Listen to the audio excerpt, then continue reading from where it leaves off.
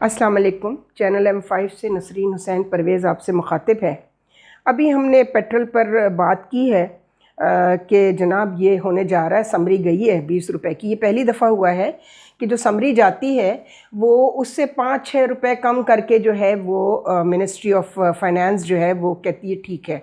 अगर 20 रुपए की समरी गई है ओगरा की तरफ से तो कहते हैं जी 15 बढ़ा देते हैं। यही बात हमने पिछली दफ़ा की थी। ये पहली दफ़ा हुआ है कि जो समरी गई है उससे 6 रुपये 7 रुपये ज़्यादा, ये बाटा के जो रेट चलते हैं ना, ये 26 रुपये 80 पैसे, 26 रुपये 30 पैसे, कभी कोई पेट्रोल पंप वाला आपको चेन जो है ना वो वापस नहीं करता है, तो आप बस दे देते हैं।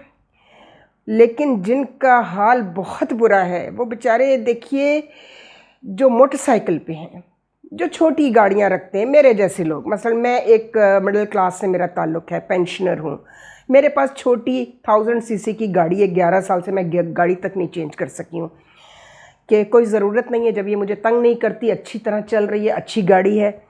तो मुझ जैसे पता नहीं सैकड़ों लोग हैं, हज़ारों लोग हैं पाकिस्तान में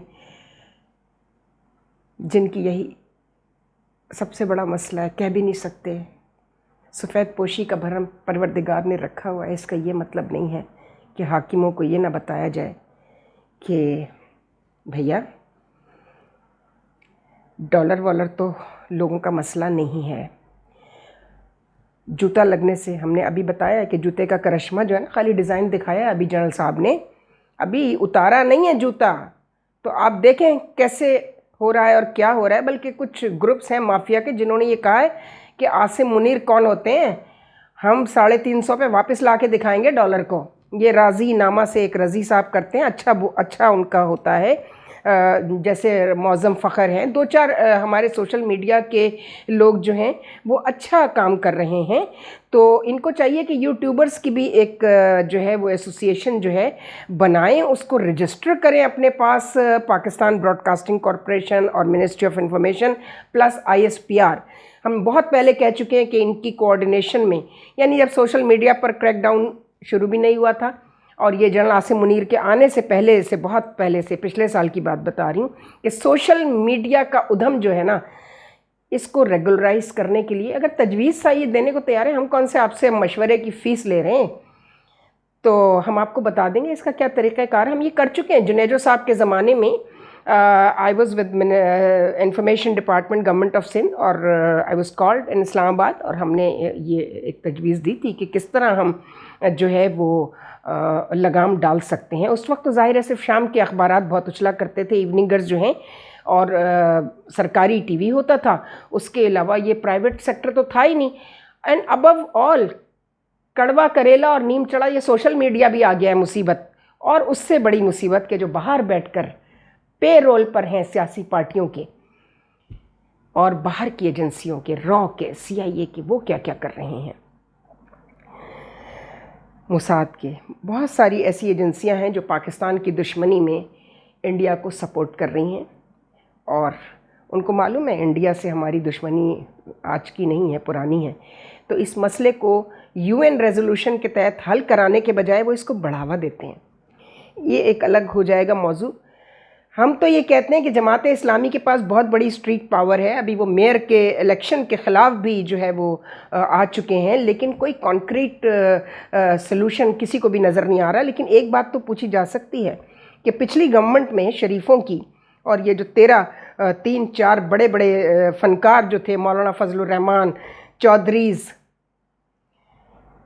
शरीफ्स, जरदारी, अबव ऑल, ये सब रूल कर रहे थे ना। तो वो रशिया से जो पेट्रोल आया था वो कहाँ गया, और रशिया से तो अभी भी आ रहा है शायद। तो पूछा जाए ना कि भाई, पहले तो ये हुआ कि जी वो अभी रिफाइंड हो रहा है और रिफाइनरी में है, फिर पता चला रिफाइंड हो गया, तो लोगों को क्या फ़ायदा उससे, आवाम को क्या फ़ायदा हुआ।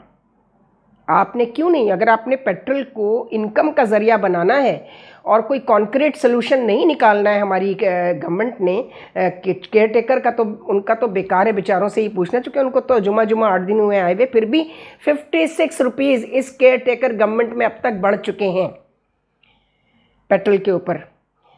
तो इनसे पूछा जाए कि भाई इनकम टैक्स ऑफिसर्स जो हैं, रेवेन्यू ऑफिसर्स जो हैं, एक्साइज एंड टैक्सेशन है, कस्टम है, इनकम टैक्स है, इनके जूते लगने चाहिए। इनके लिए जूता कब उतरेगा, हम तो अपने जनरल साहब से पूछना चाहते हैं, जनाब इन असल जूता तो इन पर उतरना चाहिए कि इनकी पॉकेट में जो जाता है, और वो ताजिर जो बहुत होली काऊ बनते हैं कि सरकार की हमें मुसीबत से बचाएं और हमें रेवेन्यू क्यों देते हैं, वो इनको रिश्वत अपना टैक्स बचाने के लिए देते हैं। मत दें, आप टैक्स रेट गवर्नमेंट कम कर दें। ये बात क्यों नहीं करते आप गवर्नमेंट से कि टैक्स रेट कम कर दो, हम गवर्नमेंट की ट्रेजरी में कोई आप ऐसी वन विंडो ऑपरेशन बनाइए जहां डायरेक्ट टैक्स रेवेन्यू ऑफिसर को निकाल दें बीच से। सीधी सीधी बात है। इधर आप प्राइवेटाइजेशन कमीशन, कुछ इदारे जो बिल्कुल कंगाल बर्बाद कर दिए हैं, पीपल्स पार्टी ने किए हैं, steel mill, railway and PIA बर्बाद कर दिया इनकी यूनियन बाजी ने। भुट्टो साहब का मसला यही था कि उन्होंने यूनियन बाजी, जो ट्रेड यूनियनिस्ट हैं, इनकी ट्रेनिंग नहीं हुई कि इनका मकसद क्या होता है, इनको ब्लैकमेलिंग के लिए इस्तेमाल किया, लोग भर्ती किए, इनके ज़रिए यूनियन स्ट्रांग होती चली गई और इदारों की मैनेजमेंट कमज़ोर होती चली गई। इसका हल पहले निकालिए। निचकारी तो होती रहेगी, तो अगर निचकारी करनी है तो वाई नॉट एफबीआर की निचकारी करें ना, और एक टारगेट फिक्स कर दें जो भी खरीदे। ये चैनल्स तो खरीद रहे हैं हुकूमतों को ब्लैकमेल करने के लिए ब्लैक मनी से, तो आए कोई बाहर का बड़ा आप टेंडर करें, इंटरनेशनल टेंडर करें। चाइना आ जाए, रशिया आ जाए, टर्की आ जाए, मलेशिया आ जाए, ईरान आ जाए, कोई भी आए और आकर हमारा एफबीआर जो है, उसके लिए हमारे टारगेट्स जो हैं, टारगेट्स क्या होने चाहिए, एक वो जिससे हमारे एक्सपेंसेस कवर हो सकें और ऊपर से प्रॉफिट भी मिले हमें। उसके लिए आप उनको दे दीजिए कि जी ठीक है, आप रखें इनको, इन्होंने इतना कमा लिया है, क्लर्क से लेके एलडीसी और यूडीसी से लेके कलेक्टर्स तक, एफबीआर के चेयरमैन तक, पूल बने हुए हैं इनके, पूल बने हुए हैं इनके। और नज़ारा देखना है तो एयरपोर्ट पे और सी पोर्ट पे जाइए, और प्रिवेंटिव ऑफिसर्स जो हैं और प्रिंसिपल अप्रेजर ऑफिसर जो हैं, क्या इनके ग्रेड्स हैं 16-17, उससे ज़्यादा तो नहीं है। और ज़रा आप इनके लेविश लिविंग देखें जाके, इनके बच्चे कहाँ पढ़ रहे हैं वो देखें जाके।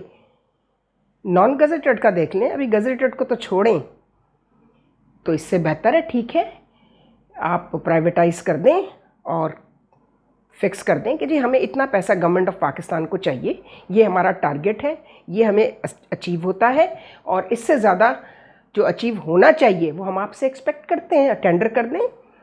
आप देखिएगा किस तरह पैसा आता है, बजाय इसके कि हर चीज़ का बोझ आप आवाम पर डालेंगे। एनर्जी क्राइसिस है तो आप बिजली का जो बोझ है वो आप आवाम पर डालें। आप गैस तो अब आती नहीं है, सर्दियों में क्या हाल होगा? 10-10:30 के बाद जो गैस का प्रेशर लो होना शुरू होता है तो 7 बजे तक इस लायक नहीं होती जो उसका फॉइल है कि वो आप उसमें खाना बना सकें और कुछ कर सकें। तो आप खुदा के लिए ये सारे मामलात जो आवाम से ताल्लुक़ रखते हैं, और अब ट्रांसपोर्ट के जो किराए बढ़ेंगे, कोई उनको लगाम डालने वाला है? वो शर्जील मेमन बैठ के इतनी बड़ी बड़ी प्रेस कॉन्फ्रेंसें करता था, और ट्रांसपोर्ट के वज़ीर और सेक्रेटरी साहब क्या कर रहे हैं वो बताएं। जो बसें आई थी, आपने अपने किराए, आपने क्यों बढ़ाया आपने किराए? आप जो एक आम पब्लिक के लिए होती है, पब्लिक बसेस जो होती हैं, जो ऑटो रिक्शा है, जो आपकी वैगन्स हैं जिसमें लोग सफ़र करते हैं, प्लस कार्गो ट्रांसपोर्टेशन है, आप उनसे कहिए कि ये बहाना बना करके जी कॉस्ट ऑफ प्रोडक्शन ज़्यादा आ रही है चूँकि पेट्रोल महंगा हो गया, बात उनकी सही है। लेकिन जब डॉलर सस्ता हुआ है तो उसकी जो बेनिफिशरी है वो आवाम क्यों नहीं है, वो ताजिर क्यों है उसके बेनिफिशरी? और ट्रांसपोर्ट तो आधे से ज़्यादा तो पुलिस वालों की चल रही है, पुलिस वालों की चल रही है ट्रांसपोर्ट। तो क्या किस चीज़ का? वो जॉन एलिया का एक शेर है जिस पे ख़त्म कर रही हूँ इसको, सोचें बैठ के, तदब्बर करें, तफक्कुर करें खुदा के लिए। जॉन भाई का शेर है कि कौन इस घर की देखभाल करे, रोज़ एक चीज़ टूट जाती है, हमें देखना पड़ेगा। अब वक्त आ गया है कि हम अभी एक अगला क्लिप मैं उस फैक्टर पे कर रही हूँ जो मुना हबीब और अमेरिकन एम्बेसडर के हवाले से बात चल रही है, और आज उनकी सज़ा अनाउंस कर दी अमेरिकन गवर्नमेंट ने, $93,000 उसको फाइन हुआ है, उस एम्बेसडर को, पाकिस्तान की यही औरतें जो हमारी टीवी में मैं रोज़ रोज़ कहती हूँ, इन्हें मैं बताऊंगी अभी जब वो क्लिप हम करेंगे, हम वो आपके साथ गुफ्तगू करेंगे उस पर कि हमारे यहाँ क्या हो रहा है। और एक जनरल साहब बेचारे कहाँ कहाँ किस किस तरफ देखेंगे। उनकी टीम के कुछ लोग बहुत अच्छे हैं जो हमने सुना है, हम जानते तो नहीं हैं, लेकिन सिंध में जो इस वक्त इस्टेब्लिशमेंट का एक ऑफिसर काम कर रहा है ब्रिगेडियर लेवल का, उससे लोग बहुत खुश हैं। क्यों खुश हैं? कि ना उसने कभी किसी को बुलाकर तंग किया है, किसी बेगुनाह को, ना किसी मुजरिम को छोड़ने के लिए उसने किसी से पैसे लिए, क्योंकि ये ऐसी चीज़ें जो छुपती नहीं हैं, वो निकल जाती है।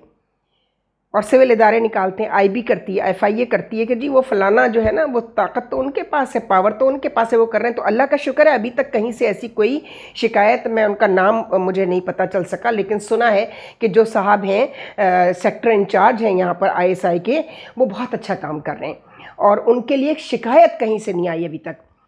तो देखिए प्लीज़, ये टीम वर्क है। आप जनरल साहब के हाथ उस मामले में मजबूत करें जिसकी बेनिफिशरी अवाम हो।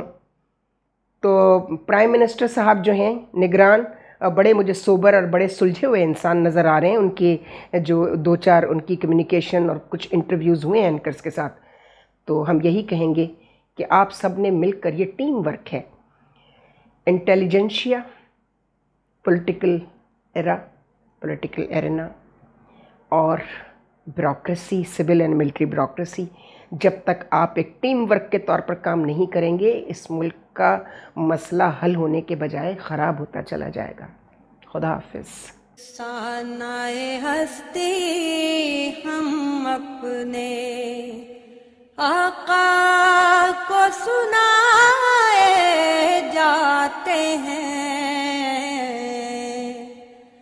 अफसानाए हस्ती हम अपने आका को सुनाए जाते हैं। उम्मीद लगाए